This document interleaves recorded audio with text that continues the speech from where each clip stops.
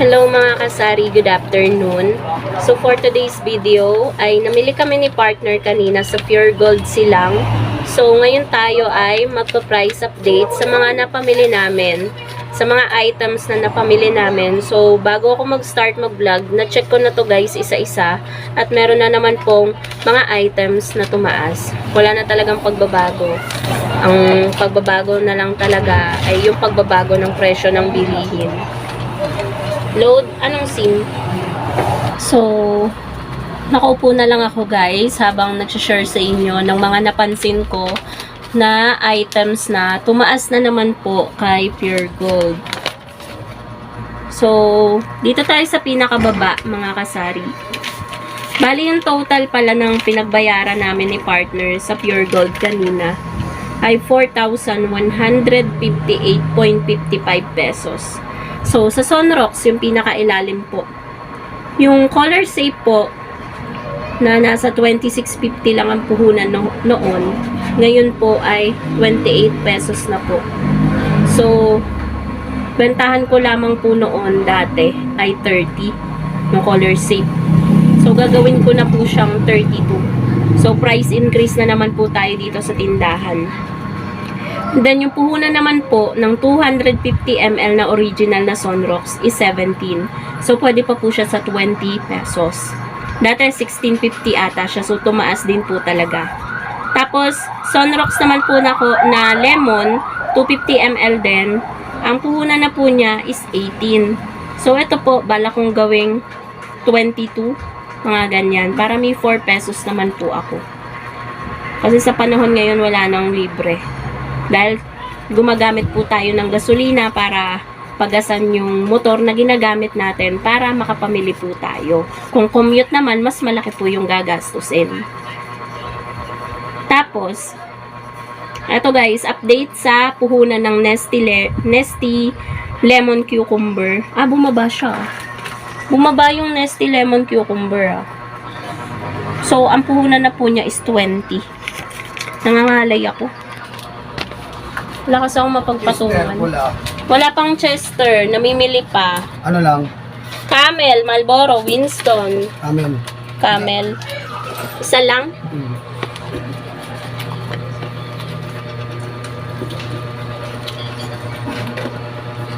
Pagalit pa. Pagalit pa mag-abot. Patong ko na nga dito kahit may nakakakita sa akin. Nakakangalay eh. So, ayan. May bumili lang guys. Medyo pagalit pa yung boses niya. Masanay tayo sa ibang customer. Natural yun sa kanila. Yung iba. Pero yung alam naman natin na ugali ng customer na hindi naman ganun. May mga sinasadya talagang mangbastos. So, pillows. Update sa presyo ng pillows. Ang puhunan ng pillows ay 8.25. Kaya hindi mo siya pwedeng ibenta ng 10. Pang 11 dati pa ang aking pillows. Makate. So, itong order? Siya Galing doon? Sa akin. So, ayun po mga kasari, dumating po yung delivery natin. Matagal ko na tong order sa NSD Trading. Kaso nung time na nag-order ako, wala silang stocks ng Sting. Kaya ilang days pa yung inantay ko at ayun, na-deliver ngayon guys. Habang nag-vlog ako kanina. Bali, yung Sting, 8 dosena, tsaka 2 dosena ng Cobra na dilaw yung order ko. Bali, 10 dosena po. Nag-refill na po agad ako sa rep kasi baka may maghanap na ng Sting at para lumamig na din po. Tapos yung total po ng pinagbayaran ko is 1,974. Ang puhunan sa kanila ng Sting, isang dosena is 198. Yung Cobra naman is 195. So, balik tayo guys dito sa items na pinamili namin kay Pure Gold. So, yung Be Fresh, tumaas din po. 40.75 na po yung isang balot. Tapos, tumaas din po yung bulak. Yung bulak po ay 6.50 na. Kaya ginawa ko ng 9 pesos ang bentahan ko ng bulak. Tapos, ano pa ba?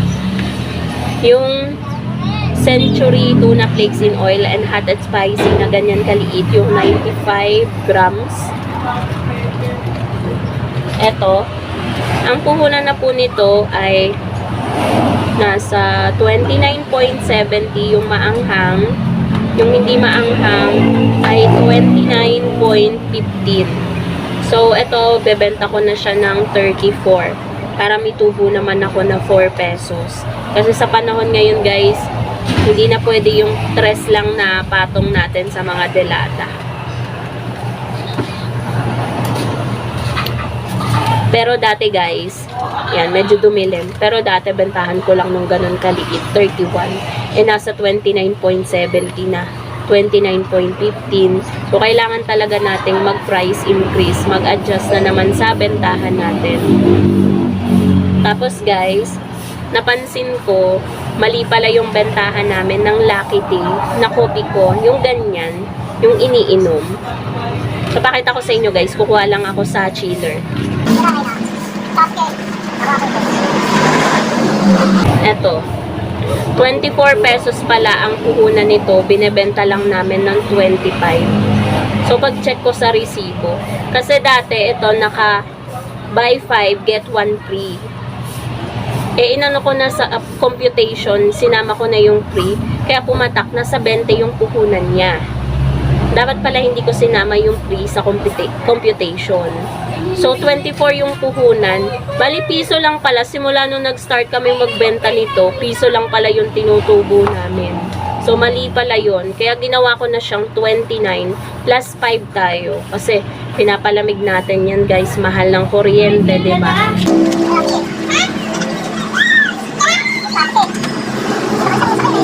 So, binalik ko lang, guys, yung kinuha ko. Bali, Reynahan pala dito, Flores de Mayo, katapusan.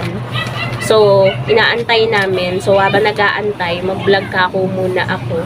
Dahil wala pa akong vlog. So, ayun, yung lucky day.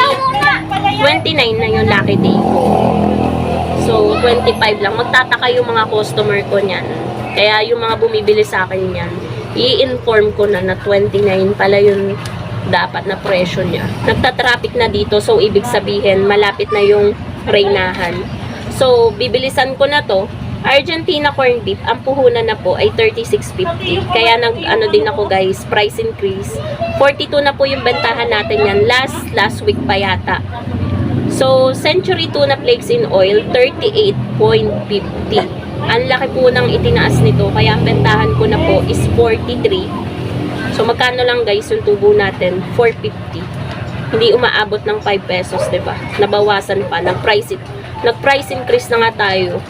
Pero, bumaba pa rin ng konti yung tinutubo natin. Tapos, ano yun? Cash out. Magkano?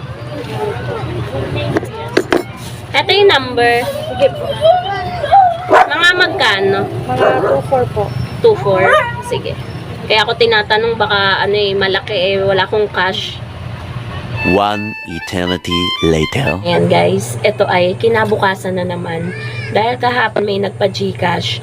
Tapos sabay dumating na yung Reynahan. Kaya hindi ko na napagpatuloy yung vlog natin. So dito tayo na stop sa Argentina corned beef. Natapos tayo sa Century Tuna Flakes in Oil. Yung Argentina corned beef po, 150 grams. Ang puhunan na po ay 36.50. Kaya po ang ginawa kong bentahan na po niyan dito sa store is 42 pesos. Para naman po mga kasari, meron po tayong tubo na 5.5. Tapos, yung Richoco, 12.60 na ang Richoco. 15 pa rin po yung bentahan ko. Tapos, yung isang balot naman po ng Cloud9, yung classic, 12 pieces ang laman, 100 ang puhunan. 12 ko po yung binebenta. Pati na rin po yung beng-beng. Isang balot din po yung 10 naman po ang laman niya sa isang box. Ang puhunan po ng beng-beng ay 88.5. So, 12 pesos din po yung bentahan ko ng beng-beng. Tapos, yung Dutch meal naman po na medyo malaki, 180 ml yata to, yung 4 na piraso is 82.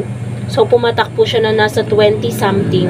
Ang bentahan ko po is 25. Tapos, ito guys, 9 pesos na ako sa Skyflakes na kondensada. Dahil yung puhunan na po niya ay 72.75. Tapos, yung fudgy bar, 77 ang puhunan. Tapos, yung kulay yellow, 81.80. Iba-iba din yung kahit pares na fudgy bar. Tapos, yung Hansel na mocha, 57.75. Puhunan po ito ng isang balot. Hansel na plain, 59.95. So, 8 pesos pa din po yung aking mga Hansel. Tapos, ito po yung kopi ko Lucky Day. Yung isang bundle po na 6 ang laman. Ang pinakapuhunan po niya is 144. So, pumapatak po ang nakalagay po dito. Ayan po, malinaw na malinaw. Ayan, ayaw mag-focus. Basta ayan. 24 pesos po ang puhunan ng isa. Kaya po ginawa ko na pong bentahan ko is 29 para may at least 5 pesos naman po ako plus 5. Tapos puhunan po ng Nescafe Original Twin Pack isang haba kasi naka-save 20. Kung hindi siya naka-save 20, 139.50. Pero dahil naka-save 20, 119.50 na lang natin nakuha. Coffee ko, yung mga coffee ko po, 135.75. 16 pa rin po ang bentahan ko ng mga twin pack na kape. So, ayan po mga kasari yung mga price update natin. Yung mga cup noodles, yung Nissin ramen, 22.25. Yung mga cup noodles naman na sotanghon, 26.50. Bentahan ko ay 30. Tapos yung mga bulalo, yung mga ganyan Nissin, bentahan ko is 27. So, ang tataas na talaga ng mga bilihin ngayon mga kasari. Kaya, ayun.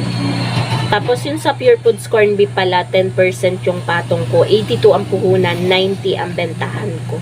10% lang po yung patong ko. Kasi kung 15% or 20%, sobrang laki naman ng tubo ko na nun. So, ayun po, mga sunrocks, mga ilang biskwit at ilang mga ano ang nagsitaasan. Mga kahit mga tulak magsitaasan din. So always yung i-check mga kasari yung inyong mga resibo. So yun lamang po mga kasari ang ating vlog.